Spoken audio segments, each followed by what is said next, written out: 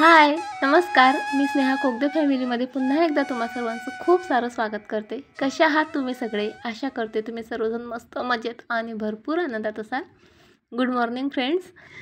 आज खरं तर म्हणजे स्वयंपाकाची तशी काहीच गडबड नाही, पण मी सकाळीच जे आहे उठल्याबरोबर इथे बरबटी म्हणजे रात्रीलाच भिजायला टाकली होती खरी, पण तरी मी त्याला जे आहे कुकरला लावून 1-2 शिट्ट्या काढून घेत असते, म्हणजे शिजायला ती जरा कमी वेळ घेते.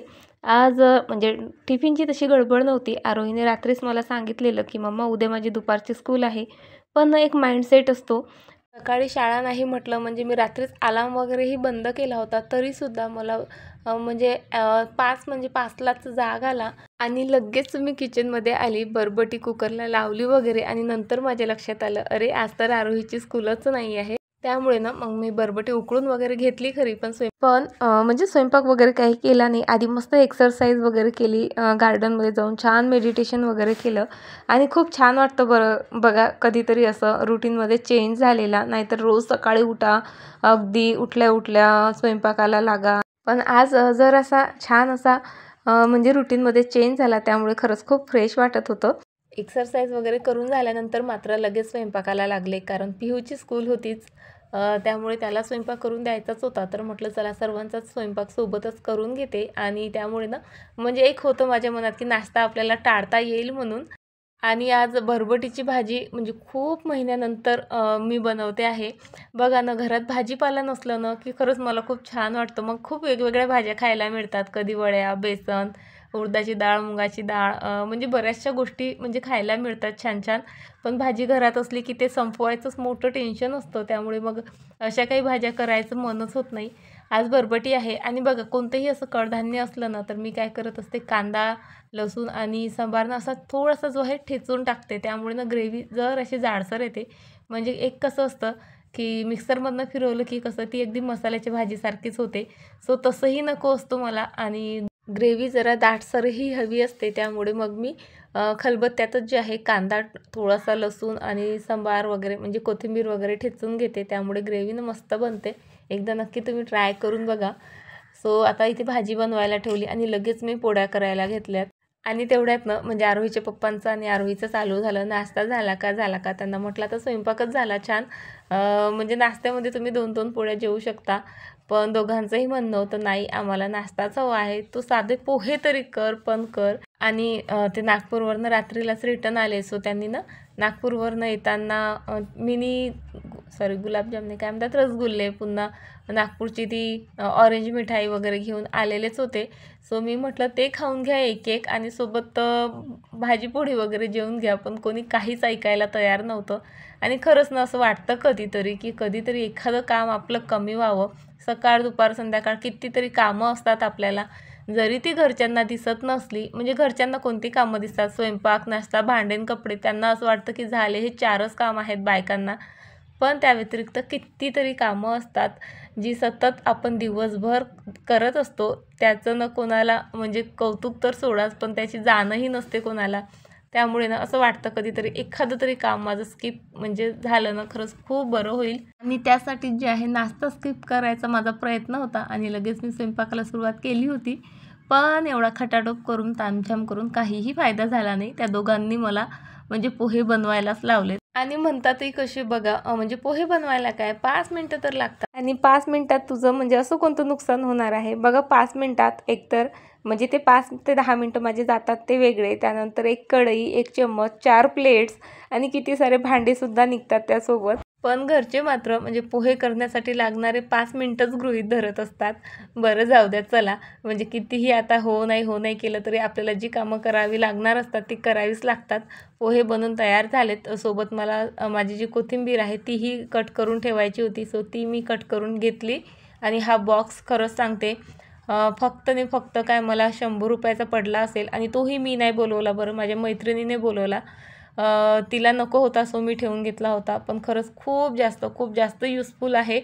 म्हणजे सकाळचे माझे जे फ्रीजमधनं 4 बॉक्स बाहेर यायचे, पुन्हा ठेवून द्यायचं, गॅसवर होणारा पसारा वगैरे इतकं सर्व कामं ना फक्त एका बॉक्समुळे कमी झालेले आहेत आणि गॅसवरचा किती सारा पसाराही कमी झालेला आहे.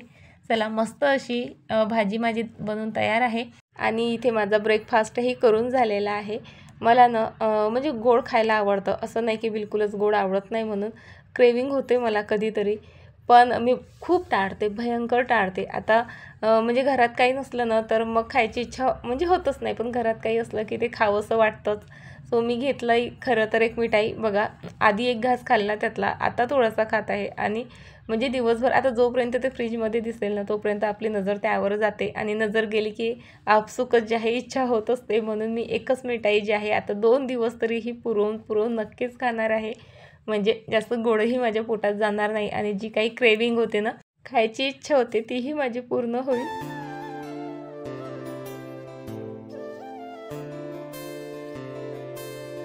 बघा आता 8 वाजलेले आहेत. 8 वाजण्याआधी माझा ब्रेकफास्टही झाला, माझा स्वयंपाकही झाला, आणि ओट्यावर पसार वगैरे आहे, आणखी भांडी वगैरे घासायची आहेत. पण आता पिहूला आधी रेडी केलं, आणि त्याचं म्हणणं होतं की दीदीच मला सोडून देईल, आणि दीदीचं असं असतं की तू तुझी सायकल मला चालवायला देशील तरच मी तुला सोडून देईल. आणि खरंच म्हणजे नवीन गोष्ट मिळाली ना मुलांना, त्यांचं असं होतं की हिला कुठे ठेवून कुठे नाही. म्हणजे ही सायकल अजूनही त्याने खाली पार्किंगमध्ये ठेवलेली नाही. त्याचं म्हणणं असतं की माझ्या सायकलला कोणी हातही लावायला नको, त्यावर धूळही बसायला नको. आणि त्यामुळे ना मग जेव्हा त्यांना चालवायची असली ना तर असे इतके खटाटोप घ्यावे लागतात.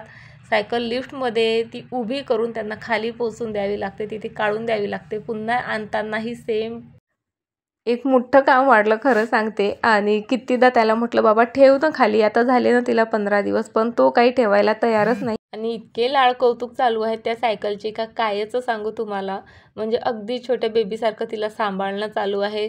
म्हणजे चालवायचं कमी, पण तिला रोज सकाळ संध्याकाळ पुसणं वगैरे वगैरे भरपूर गोष्टी.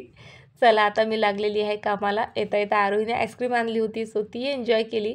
आणि त्यानंतर आंघोळ करून मी आता इथे कपडे भिजायला घालते आहे.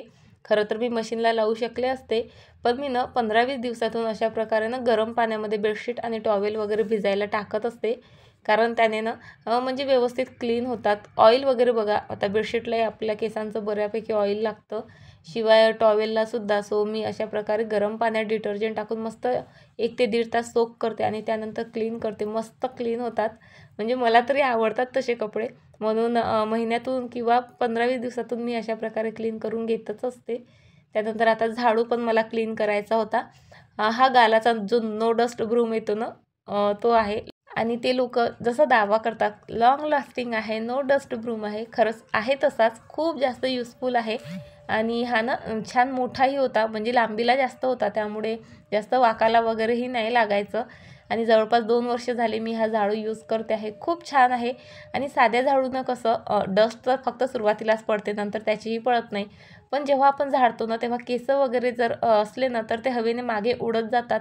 पण या झाडूला ना ते सर्व चिटकून येतात, त्यामुळे घर क्लीन होतं, पण झाडू मात्र इतका खराब होतो ना, म्हणजे दररोज एकतर हाताने त्याचे केस काढून टाकावे लागतात, नाहीतर असं 8 दिवसातून याला वॉश तरी करावंच लागतं. कारण इतकं काही म्हणजे कापड, कपड्यांचे धागे वगैरे ज्या काही अशा अडकणाऱ्या गोष्टी असतात ना, सर्व त्यामध्ये अडकून बसतात. चला झाडू वगैरे क्लीन करून झाला, तेवढ्यात पिहूही आला. आणि बघा आल्या आल्या असा अभ्यासाला लागला, कारण टीचरनी सांगितलं त्याला की उद्या टेस्ट आहे, आणि त्याचीच जी आहे प्रिपरेशन त्याला करायची होती. आणि माझं चालू होतं बाबा आधी ड्रेस तरी चेंज कर, पण त्याचं नाही, मला आधी अभ्यास करू दे मम्मा, मला चांगलेच मार्क्स मिळाले पाहिजे, असं तसं तसं चालू होतं. आणि माहिती आहे का, म्हणजे पिहू आधी इतकं अभ्यासाला असा सिरियसली घेत नव्हता. ठीक आहे झाला माझा, करेल मी, किंवा पण आता ना म्हणजे 1-2दा असं झालं की त्याला लगेच टीचरने क्वेश्चन विचारला, त्याला आन्सर देता आलं. मग टीचरने खूप लाड कौतुक केलं सर्वांसमोर, त्याच्यासाठी क्लॅप वगैरे ना ऑल दॅट थिंग्स. त्यामुळे तो इतका खुश झाला ना. आणि तेव्हापासून टीचरने असं काही म्हटलं ना, टेस्ट आहे किंवा काही आहे, तो अशी मस्त प्रिपरेशन करून जातो की नाही मला चांगले मार्क्स मिळवायचेच, माझ्यासाठी सर्वांनी टाळ्या वाजवल्या पाहिजे. आणि खरंच मुलांना ॲप्रिशिएट केलं ना, मुलं म्हणजे आणखी उत्साहाने जे आहेत अभ्यास वगैरे करतात, किंवा इतरही गोष्टी करण्यासाठी ना म्हणजे त्यांना तयार करण्यासाठी आपल्याला ॲप्रिशिएट करण्यासोबत त्यांचं म्हणजे भरपूर कौतुक करणं खरंच खूप जास्त गरजेचं असतं. 2 दिवस ना चकल्या छान वाळू दिल्यात, आणि आता मुलांना जे आहे तळून देत आहे. दुपारच्या भुकेसाठी मुलांना म्हणजे दररोज काही ना काही लागतंच, पण आता चकल्या असल्यामुळे म्हटलं चला तुम्हाला तळून देते. आणि खरं सर्वांना चकल्या फार आवडल्यात. पण मी ना फक्त एक बाईट घेतला, कारण सकाळी स्वीट पण खाल्ल्या गेलं, आणि त्यानंतर हे ऑइल वगैरे म्हटलं नकोच बाबा मला, तुम्ही एन्जॉय करा, मी माझ्यासाठी काहीतरी बनवते. आणि काहीतरी म्हणजे माझा प्रयत्न असतो काहीतरी हेल्दीच पोटात गेलं पाहिजे. भूक लागली म्हणून काहीही पोटात ढकलणं मला म्हणजे आवडत नाही आणि ते आपल्या शरीराला परवडत पण नाही. आणि मला खरंच माझं वजनही अजिबात वाढवायचं नाही आहे. सो त्यासाठी सायंकाळची छोटी भूक का असेना मी काहीतरी हेल्दी बनवायचा प्रयत्न करत असते. सो मी इथे बघा शेवग्याच्या शेंगा, त्यामध्ये टोमॅटो, 4-5 लसणाच्या पाकळ्या आणि अर्धा कांदा जे आहे मस्त उकळून घेतलं आणि त्यानंतर आता मिक्सरमधनं मस्त त्याची पेस्ट करून घेतली. आणि मी ना आज छान शेवग्याच्या शेंगाचं सूप बनवते आहे. इतकं टेस्टी असतं ना, खूप टेस्टी लागतं आणि हेल्दी तर विचारूच नका. आणि यामुळे ना आपल्याला भूकही कमी लागते. आवश्यक असणारी खूप सारी पोषण तत्वही आपल्या शरीरात जातात. त्यामुळे ना आपलं वजन जे आहे मेंटेन राहतं. सोबत अशक्तपणाही येत नाही. म्हणजे होतं ना आपण जर जेवण स्किप करून असे सूप वगैरेच घेतलं तर बऱ्याचदा अशक्तपणाही येऊ शकतो.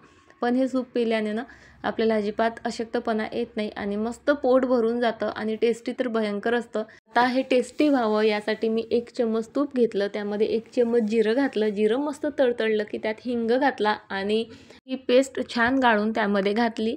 सोबतच काळं मीठ, पुन्हा चाट मसाला वगैरे घातला भरपूर, त्यामुळे टेस्ट खूप छान होते, खूप छान. काळे मिरे नसतील घालायचेत ना तुम्हाला तर तुम्ही त्यामध्ये हिरवी मिरची घालू शकता, चिली फ्लेक्स घालू शकता, ऑर्गॅनो किंवा पिझ्झा सीझनिंग जे काही असेल ना घरी ते सर्व घालू शकता.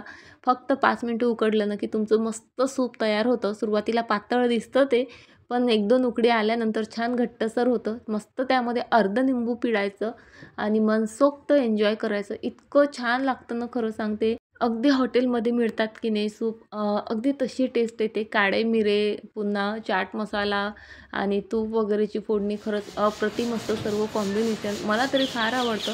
आणि हो, आणखी एक गोष्ट म्हणजे मी त्यात काळं नमक आणि साधं नमकही ॲड केलं बरं का, ते सांगायचंच राहिलं होतं. टेस्ट छान असते, हेल्दी असते. त्यामुळे नक्कीच म्हणजे संध्याकाळच्या छोट्या भुकेसाठी तुम्ही हे ट्राय करू शकता किंवा जेवतानाही स्टार्टर म्हणून सुद्धा ट्राय करू शकता. खूप टेस्टी लागतं. आणि यामध्ये असणाऱ्या पोषण तत्वाचं तर कायच सांगू, जवळपास 90 प्रकारची पोषण तत्व यामध्ये असतात. म्हणजे फक्त शेवग्याची शेंगाच नाही तर त्याची पानंही वाळवून पाण्यासोबत वगैरे पिली जातात. त्यामधनंही आपल्याला भरपूर पोषण तत्व मिळतात. तुम्ही जर सर्च केलं ना मॉरिंगो पावडर म्हणून सर्च करा, त्याचे बेनिफिट्स सर्च करा, तुमच्या लक्षात येईल. त्यामुळे म्हणजे मला एवढं सांगायचं होतं, जास्तीत जास्त शेवगा जो आहे आहारात इन्क्लूड करायचा प्रयत्न करा. चला आता गार्डनमध्ये येऊन बसलेलीच होती म्हणून एक छोटासा तुम्हाला गार्डनचा टूरही दिला. मस्त दिसतंय ना गार्डन. मला तर इथं आलं की खरंच इथनं हलावंसंच वाटत नाही.